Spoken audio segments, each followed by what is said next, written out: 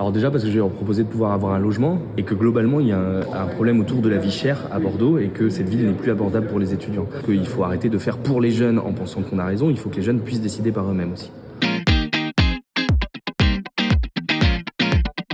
Des jeunes Français dans la globalité, je pense que les questions de discrimination, de racisme, aussi les questions liées au féminisme, au genre, sont des questions qui préoccupent beaucoup les jeunes parce qu'ils voient bien la société dans laquelle on vit avec la montée de l'extrême droite.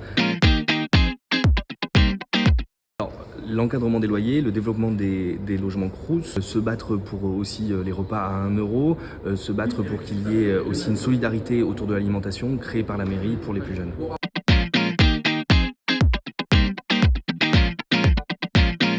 Je pense que la proportion est grande, je dirais 70%.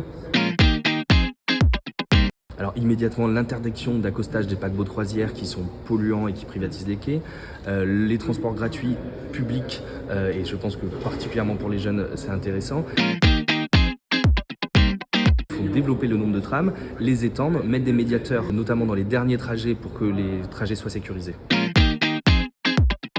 Je dirais qu'il y a 2 priorités, il y a la crise sociale et écologique et il faut trouver des réponses directement aux gens qui ont du mal à se loger et à se nourrir et aussi à l'enjeu climatique qui nous concerne.